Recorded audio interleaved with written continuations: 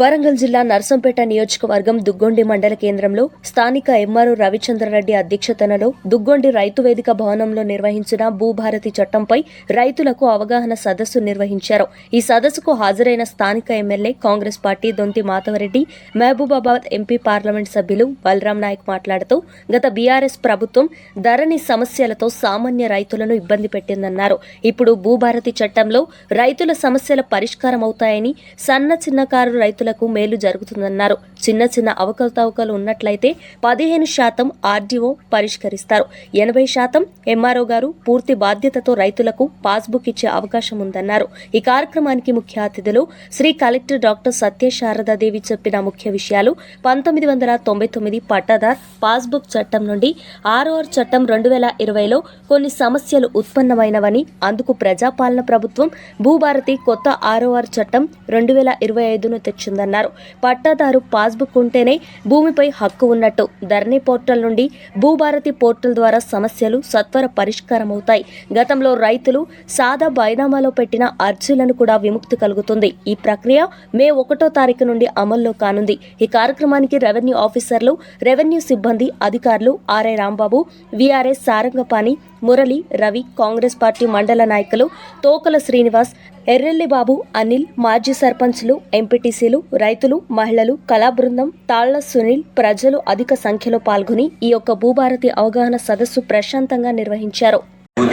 సుపరిపాలన సూచిక, పారదర్శక దీపిక, మెరుగైన తెలంగాణ భూభారతి పోర్టల్, అధునాతన సాంకేతిక పరిజ్ఞానం ఆధారంగా యూజర్ ఫ్రెండ్లీ డిజిటల్ వ్యవస్థ ఈ భూభారతి గౌరవనీయులైన ముఖ్యమంత్రి రేవంత్ రెడ్డి గారి దృఢ సంకల్పానికి ఓ గీటురాయి. డిజిటల్ ల్యాండ్ గవర్నెన్స్ లో కొత్త శకం ఈ భూభారతి. భూ సమస్యల శాశ్వత పరిష్కారం భూభారతి. భూ రికార్డుల నిర్వహణలో కొత్త వెలుగు ఈ భూభారతి. భూదార్ ప్రతి కమతానికి ప్రత్యేక గుర్తింపు సంఖ్య, అనుమానాలకు తావులేని హక్కుపత్రం భూదార్. వ్యవసాయ రంగానికి పటిష్ట భూమిక ఈ భూదార్. మొబైల్ యాప్ భూ వివరాల శోధనకు సౌకర్యవంతమైన యాక్సెస్తో మొబైల్ యాప్. భూభారతిలో 2 ప్రధాన భాగాలు: లావాదేవీల సేవలు, సమాచార సేవలు. Registration, mutation, ROR corrections, appeals, ఇంకా రీజన్స్ ఇలాంటి లావాదేవీల సేవలు. మార్కెట్ వాల్యూ, నిషేధిత తదితర భూ వివరాలు, ఎన్కంబరెన్స్ సర్టిఫికెట్లు, రిజిస్టర్డ్ దస్తావేజులు తదితర సమాచార సేవలు. భూమిత్ర చాట్ బాట్ అధునాతన మార్గనిర్దేశనం, ఏఐ ఆధారిత చాట్ బాట్తో భూమిత్ర. సహాయం కోసం ప్రత్యేక ఫోన్ నంబర్ 04029313999. పోర్టల్ లాగిన్ ఇదివరలా 15-20 సెకండ్లు కాదు, కేవలం 2-3 సెకండ్లే. లాగిన్ అయితే చాలు, అన్ని వివరాలు మీ కళ్ళ ముందే. తెలంగాణ భూభారతి పోర్టల్ ప్రతి రైతుకు ఒక కరదీపిక. యూజర్ ఫ్రెండ్లీ ఇంటర్ఫేస్ ద్వారా సరళీకృత నావిగేషన్ సులభ సాధ్యం. చట్టబద్ధత. భూభారతి 2025 ఆర్ఓఆర్ చట్టం ఒక బలమైన శాసనం. భూరక్షణ, ప్రభుత్వ భూముల రక్షణలో పౌర భాగస్వామ్యం. దశల వారి మార్గదర్శనంతో ప్రతి మాడ్యూల్ సమర్థ వినియోగం. ఇదొక ప్రత్యేక అవకాశం. భూదార్, సర్వే మ్యాపులు, వ్యవసాయేతర భూమి హక్కుల నిర్వహణ లాంటి మరెన్నో సేవల మహోన్నత మాధ్యమం ఈ తెలంగాణ భూభారతి పోర్టల్. రూల్స్ లో చాలా క్లియర్ గా ఇచ్చారు. మనం 12 ఏళ్ల కంటే ముందు జూన్ 2014 నుండి మనం పొజిషన్ లో ఉంటూ 2020లో మీరు చాలా మంది సాదా బైనామా అప్లై చేస్తుంటారు. సో ఆ సాదా బైనామా అప్లికేషన్స్ ని ప్రాసెస్ చేసేదానికి ఇప్పుడు ఫెసిలిటీ ఇచ్చారు మనకి. సో ఇన్ని రోజుల్లో మీరు మా దగ్గరికి వచ్చినప్పుడు కొన్నాళ్ళు ఆగండి, మేము మీ అప్లికేషన్స్ చూస్తామని మేము మీకు చెప్పేవాళ్ళం. ఇప్పుడు దానికి ప్రొసీజర్ ఇచ్చారు కాబట్టి మనం దీనిని కూడా టేకప్ చేయొచ్చు. సాదా బైనామా రెగ్యులరైజేషన్ ని కూడా టేకప్ చేయొచ్చు ఈ చట్టంలో. దాని తర్వాత ఇప్పుడు వారసత్వంగా వచ్చే భూముల గురించి మన అందరికీ తెలుసు. సక్సెషన్, తండ్రి నుంచి కొడుకులకి సంక్రమించేది ఏదైతే ఉంటుందో, మనం పోయిన 2020 చట్టంలో 15 రోజుల్లో చేయాలి అని ఒక టార్గెట్ పెట్టేవాళ్ళు. కానీ చాలా ఆఫీసర్స్ 15 రోజుల్లో చేసేవాళ్ళు కాదు. అయినా కూడా మీరు వెయిట్ చేసేవాళ్ళు, ఎప్పుడో ఒక రోజు చేస్తారులే. ఇప్పుడు చట్టంలో చేసిన మార్పు ఏంటి అని అంటే ఈ వారసత్వపు హక్కులో 30 రోజులు వెయిట్ చేస్తుంది ఆ సిస్టమ్ ఏదైతే పోర్టల్ ఉందో. 31వ రోజు ఆటోమేటిక్ అయిపోతుంది. సో దీనివల్ల 2 లాభాలు ఉన్నాయి. ఒకటి లాభం ఏంటి అని అంటే ఈ రోజుల్లో కొద్దిగా పెద్దవాళ్ళు ఎక్కువ ఉన్నారు, వృద్ధుల సంఖ్య పెరుగుతుంది. మనకి అందరూ చాలా మంది వచ్చి కంప్లైంట్ చేస్తున్నారు, మనకి మా కొడుకు నాకు తెలియకుండా నా పేరు మీద సక్సెషన్ చేసుకున్నారు, నేను చనిపోయినట్టు ఒక ధృవకరణ పత్రం ఇచ్చి చేసుకున్నారు అనేది ఒక సమస్య ఉంది. దీంట్లో ఏంటనంటే విచారణ అనేది కంపల్సరీ పెట్టారు. ఎంక్వైరీ అనేది మనం చేయాలి సక్సెషన్కి. కానీ ఇప్పుడు ఈ చట్టంలో దానిని కంపల్సరీ చేశారు. ఇంతకు ముందు ఉన్న దాంట్లో రిటర్న్ స్టేట్మెంట్ అంటే 2020 చట్టం ఉండబడే పెద్దల్ని వెంట పెట్టుకొని ఈ చట్టంలో ఉండబడే వెసులుబాటుని తహసీల్దార్ గారి దగ్గరికి వెళ్ళి ఆ యొక్క దరఖాస్తుని మరి పరిశీలించమని చెప్పి సాధారణంగా ఓపికగా పరిష్కరించుకునే అవకాశం కల్పించండి. 1-2 వారాలు తిరిగి ఈ యొక్క పరిష్కారం చేసుకోండి. పరిష్కారానికి అవకాశం ఇవ్వకపోతే ఆర్డీఓ గారు చెప్పండి, కలెక్టర్ గారు చెప్పండి. ఈ సందర్భంలో త్వరగా కావాలి, మీరు అధికారులు ఆలస్యమైందని చెప్పి మీరు భావిస్తే మా దగ్గర రండి, వారితో సంప్రదించి ఆ యొక్క సమస్యని పరిష్కరించి ఆ యొక్క కార్యక్రమాన్ని మీ అందరూ కూడా ఇబ్బంది లేకుండా చేస్తారని చెప్పి ఈ సందర్భంగా మీ అందరూ కూడా మనవి చేస్తాము. మరి 20%లో 10% మాత్రము ఆర్డీఓ గారి దగ్గర, 10 కాదు 15%, ఇంకో 5 మాత్రమే కలెక్టర్ గారి దగ్గర 1-2% పరిష్కారం. కానీ హైదరాబాద్ కువేట్లో ఉండేది తప్ప పెద్ద జటిలమైనవి కానీ ఇబ్బంది పడేది కాని పంచాయతీలు మీరు ఇచ్చిన ఈ యొక్క ఏదైతే వివరాలను బట్టి చూసినట్లయితే లేవు. అందరికి కూడా ఈ యొక్క పాస్ పుస్తకాలు వచ్చే అవకాశం ఉంది కాబట్టి తప్పకుండా ఈ యొక్క పాస్ పుస్తకాలు పొందండి. ప్రభుత్వ బ్యాంకుల నుంచి, వాణిజ్య బ్యాంకు నుంచి, గ్రామీణ బ్యాంకు నుంచి రోడ్ సౌకర్యం పొందండి.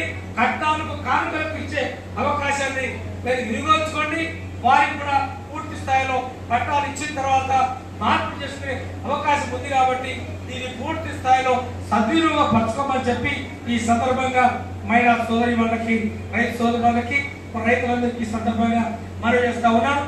లావణి పట్టా ఎక్కడైతే ఉన్నాయో అవి లావణి పట్టాలకి అవకాశం ఇందులో మరి పొందపరచలేదు కాబట్టి ఆ లావణి పట్టాలకి మరి ఏదైతే పువ్వులు ఉన్నాయో ఇప్పుడు సేద్యం చేసుకునే వారికి మేమేమాత్రం కూడా ఇబ్బంది పెట్టాం, సేద్యం చేసుకునే అవకాశం కల్పిస్తాం. ఎక్కడైతే లావణ్యులు అసెట్ చేశామో ఏది భూమి లేని నిరుపేదలకి అసెట్ చేసిన భూమిని మీకే అవకాశం కల్పిస్తాం, సేద్యం చేసుకునే ఆ యొక్క హక్కు కల్పిస్తాం. కానీ ఏదైతే పట్ట మరి ఏదైతే మరి యొక్క పట్ట వారికి వచ్చింది నాకు రాలంటే వారి భూమి స్వభావం వేరు. ఈ యొక్క ప్రభుత్వం భూమి లేని నిరుపేదలకి ప్రభుత్వం అసైన్ చేసిన భూమి ఆ యొక్క స్వభావం వేరు కాబట్టి అది రాను మీకే అవకాశం ఉంటుంది, దాన్ని కూడా పట్టా చేసే అవకాశం వస్తుంది. కాబట్టి మిగిలిన అన్ని కూడా ఏదైతే పట్టేదార పుస్తకాలకి వారసత్వంగా వచ్చే 22,000 ఎకరాల్లో ఉన్నవాడే సమస్యలను కూడా పరిష్కరిస్తాం. మరి నామమాత్రంగా ఉన్న వాటిని వరుస క్రమంలో వాటిని కూడా ప్రభుత్వం ఆలోచించి నిరుపేదలు ఎవరైతే అసైన్ చేస్తారో వారికి ఇచ్చే అవకాశం కూడా ప్రయత్నం చేస్తామని చెప్పి ల్యాండ్ ఏదైతే అసైన్మెంట్ నుంచి ద్వారా వచ్చిన ఏదైతే లావణి భూములకి వారికి కూడా ఇబ్బంది లేకుండా మీరు అందరూ సేద్యం చేసుకోండి.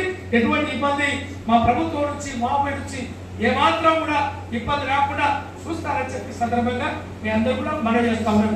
కాబట్టి కొంత ఆలస్యమైనప్పటికీ చాలా చక్కగా కలెక్టర్ గారు ఓపికతో మీరు వింటా ఉంటే ఇంకా నిదానంగా ఇంకా సమస్యలు ఉంటే చెప్దామనే సంతోషంతో ఆమె పట్టుదలతో ఇవన్నీ కూడా చెప్పాలి. కాబట్టి తప్పకుండా పరిష్కారం అవుతాయి. కాబట్టి మీరందరూ కూడా పూర్తి స్థాయిలో ఓపికతో, సానంతో మీరందరూ కూడా ఈ యొక్క సమస్యని పరిష్కరించడానికి అవకాశం ఇచ్చాం, పరిష్కరించుకోండి అని చెప్పి మన అందరూ కూడా మరోసారి తెలియజేస్తూ సెలవు తీసుకుంటా ఉన్నాను. థ్యాంక్ యూ, నమస్కారం. ధన్యవాదాలు తెలియజేస్తూ ఈ యొక్క కార్యక్రమం ముగిసిందని తెలియజేయడం. Thank you very much. మీకు కోఆపరేషన్కి, మీకు సహాయ సహకారాలకి ధన్యవాదాలు తెలియజేస్తూ thank you very much.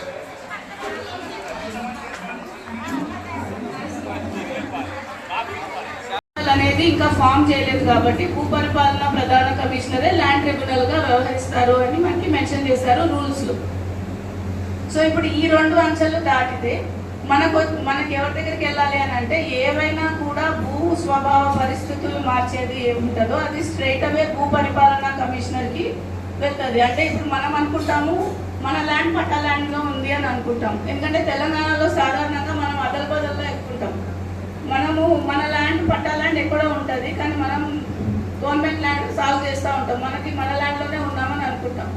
But ఈ అదల్ బదల్ వ్యవస్థలో ఏదైతే ఉంటుందో ఆ వాటిని ఈ తప్పుల్ని సరి చేసేదానికి ఇప్పుడు నెక్స్ట్ 2వ రకమైన అప్పీల్ ఆర్డీఓ, కలెక్టర్, తర్వాత ల్యాండ్ ట్రిబ్యునల్కి ఇచ్చారు. సో ఈ 2 రకాల ఈ తప్పుల సవరణకి అవకాశం ఇస్తూ అప్పీల్ వ్యవస్థ అనేది కూడా పెట్టారు. తర్వాత ఇప్పుడు 14/4/2025 అంటే 14 ఏప్రిల్ నాడు ఈ చట్టాన్ని మనకి అమల్లోకి తీసుకొచ్చింది ప్రభుత్వం. సో ఆ తేదీ నుంచి మీరు అప్లై చేసే మ్యూటేషన్ కానీ లేదా ఆ మ్యూటేషన్కి మనం మ్యాప్ అనేది ఒకటి జతపరచాలి అనేది పాయింట్. సో దీని యొక్క ఇంపార్టెన్స్ ఏంటి అని అంటే ఈ మ్యాప్ అనేది ఇప్పుడు సాధారణంగా మన పుస్తకాల్లో 2 ఎకరాలను రాసి ఎవరో అమ్ముతారు మనకి, కానీ భూమి మీదకి వెళ్ళి మనం కొలుసుకోవాలి అనేది మనకు ఒకసారి అనిపిస్తుంది. వెళ్ళినప్పుడు చూస్తే 1 ఎకరమే ఉంటుంది అనుకోండి. సో అక్కడ మనం 1 ఎకరానికి ఎక్కువ డబ్బు ఇచ్చి మనం తీసుకునే అవకాశం ఉంటుంది. సో అందుకు స్కెచ్ అనేది చాలా ఇంపార్టెంట్ అని భావించి ఈ కొత్త ప్రొవిజన్ని తీసుకొచ్చారు. దీనిని ఎప్పుడు అమల్లోకి తీసుకొస్తారు అనేది వాళ్ళు చెప్తామన్నారు. ఎందుకంటే మనకి సర్వే వ్యవస్థ బలోపేతం కావాల్సిన అవసరం ఉంది. లైసెన్స్డ్ సర్వేయర్స్ వ్యవస్థను మళ్ళీ తీసుకొస్తాము అని ప్రభుత్వం ప్రకటించింది ఇప్పటి వరకే. సో ఏ రోజు నుంచి అయితే ఆ సర్వే వ్యవస్థ బలోపేతం అవుతుందో అప్పటి నుంచి ఈ మ్యాప్ అనేది మన ట్రాన్సాక్షన్ మనం మ్యూటేషన్ చేసుకున్న వారసత్వం సక్సెషన్ చేసుకున్న మ్యాప్ అనేది కంపల్సరీ చేస్తారు. సో అందుకు గాను ఈ మ్యాప్ తయారీ అనేది సో మేము అనే వాళ్ళము మాకు 1317 ఫస్ట్లీ యాక్ట్ అని ఒకటి ఉంది, 166, అది నిజాం కాలం నాటి యాక్ట్. ఆ చట్ట పరిధిలో ఎందుకంటే ధరణిలో ఆఫీసర్కి ప్రొసీజర్ ఎలా చేయాలి అనేది డిస్క్రైబ్ లేదు రూల్స్ రూపంలో. సో ఆ చట్టాన్ని మేము వాడుతూ మేము కోర్టులకి అలాంటి రిప్లై ఇచ్చేవాళ్ళం.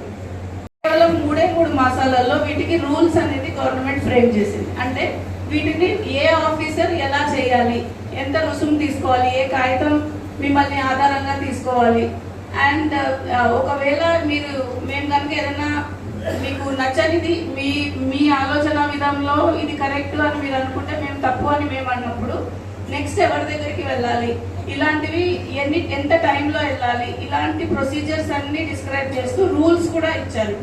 అంటే ఇది ఒక రకంగా ఒక ఫుల్ చట్టం మన చేతిలో ఇప్పుడు ఉంది. సో ఈ చట్టంలో ఏమేమి ముఖ్య అంశాలు ఉన్నాయి అనేది నేను ముందు చెప్తాను. చెప్పిన తర్వాత దాంట్లో ఆ చట్టంలో ఎన్ని సెక్షన్లు ఉన్నాయి, ఆ సెక్షన్లో నేను ముందు మాట్లాడినవి ఎక్కడెక్కడ వస్తాయి అనేది నేను మీకు వివరంగా చెప్తాను. సో ఇప్పుడు ఫస్ట్ స్లైడ్. ఇప్పుడు మీ అందరికీ తెలిసింది నెక్స్ట్. సో మీ అందరికీ తెలిసింది, అందరికీ ఇంతకుముందు పట్టదారు పాస్బుక్, భూమి హక్కు అనేది ఉంటేనే మనకి ఏదైనా వాల్యూ. ఎందుకంటే ఈ రోజుల్లో ల్యాండ్ అనేది చాలా ముఖ్యమైన ఒక కమోడిటీ. మనకి ల్యాండ్ ఉంటే మనకి బలం ఉన్నట్టు, భూమి మన దగ్గర ఉండి మన పేరు మీద ఉంటే మనకి ఎంతో బలం ఉన్నట్టు మనం ఫీల్ అవుతాం. సో అందుకు ఈ చట్టం అనేది ఇంపార్టెంట్ అయింది అనేది మనం జస్ట్ గుర్తుంచుకోవడానికి ఆ మొదటి స్లైడ్ అనేది ఏర్పాటు చేశారు. So second slide. సో దీంట్లో మన భూభారతి చట్టంలో ఏమేమైతే కీలక అంశాలు ఉన్నాయో నేను మీకు ఇప్పుడు వివరిస్తున్నాను. ఇన్ని రోజులు మనం అన్న ధరణి పోర్టల్ ఏదైతే మనం ధరణిలో ఈ ప్రాబ్లం వచ్చింది అని మాట్లాడే వాళ్ళమో ఇంకా నుంచి మనం దానిని ఆ పోర్టల్ని పిలుస్తాము భూభారతి పోర్టల్ అనే పిలుస్తాం మనం దాన్ని. సో అది ఒక ముఖ్యమైన మార్పు. ఈ పోర్టల్ అనేది ఇంతకుముందు మనము ఒక ప్రాబ్లం ఉన్న దగ్గర 10 అప్లికేషన్స్ పెట్టేవాళ్ళం. ఇది కమింగ్ డేస్లో మనకు వచ్చే కొన్ని రోజులలో ఒకే ఒక అప్లికేషన్ పెడితే 10 రకాల సమస్యలు అంటే మనకి ఏమేమి ప్రాబ్లమ్స్ ఉన్నాయో అవన్నీ వచ్చేటట్టు మార్పు చెందుతోంది ఈ పోర్టల్. సో ఈ మొదటి పాయింట్ యొక్క లైన్స్ అనేవి లేవు, కానీ పాస్బుక్ ఉండేది. బట్ మనం ఆ పర్టికులర్ టైంలో అప్పీల్ వ్యవస్థలన్నీ ఉండేవి, కానీ బట్ దాంట్లో కూడా మనం సమస్యలు ఉన్నాయని గుర్తించి 2020లో ఇంకో చట్టం తెచ్చుకున్నాం, ROR చట్టం. ఈ చట్టానికి వచ్చేసరికి మనకి ఏవైతే కొన్ని ప్రొవిజన్స్ ఉండిందో అర్లియర్ చట్టంలో అప్పీల్ వ్యవస్థ కానీ లేకపోతే మీకు తెలుసు మాకు తెలుసు చాలా ప్రదేశాలలో మీకు చాలా సార్లు కూడా మీరు మా దగ్గరకు వచ్చినప్పుడు ఒక సమస్య మీరు అప్లై చేశారు, మేము రిజెక్ట్ చేశాము. చేసినప్పుడు మేము ఎక్కడికి వెళ్ళాలి అని అడిగేవాళ్ళు. మేము చెప్పేవాళ్ళం ఇంకా కోర్టుకే వెళ్ళండి అని చెప్పేవాళ్ళం. సో అది ఒక ఒక ఎట్లాంటి కష్టమైన పరిస్థితి అని అంటే కోర్టులో నంబర్ ఆఫ్ కేసెస్ పెరగడం జరిగింది అండ్ తొందరగా మనకి ప్రాబ్లమ్ సాల్వ్ అయ్యేది కాదు. సో ఇలాంటి ఏవైతే కష్టమైన పాయింట్స్ అన్నిటినీ తీసుకొని వీటన్నిటినీ ఒకసారి ఏమేమైతే ఎలాగ కొత్త చట్టం వస్తే బాగుంటుంది అని ఇంత క్రితం మీ దగ్గరికి వచ్చి మీ యొక్క అభిప్రాయాలన్నీ సేకరించిన తర్వాత దీంట్లో చాలా మంది మేధావులు అందరూ దీంట్లో వచ్చిన తర్వాత ఇప్పుడు మనకి పోయిన జనవరిలో ఆర్ఓఆర్ చట్టం భూభారతి చట్టాన్ని తీసుకురావడం జరిగింది. దీంట్లో ఇప్పుడు 1971 చట్టం తీసుకుంటే మనకి చట్టంలో పరిధి చాలా పెద్దగా ఉంటుంది.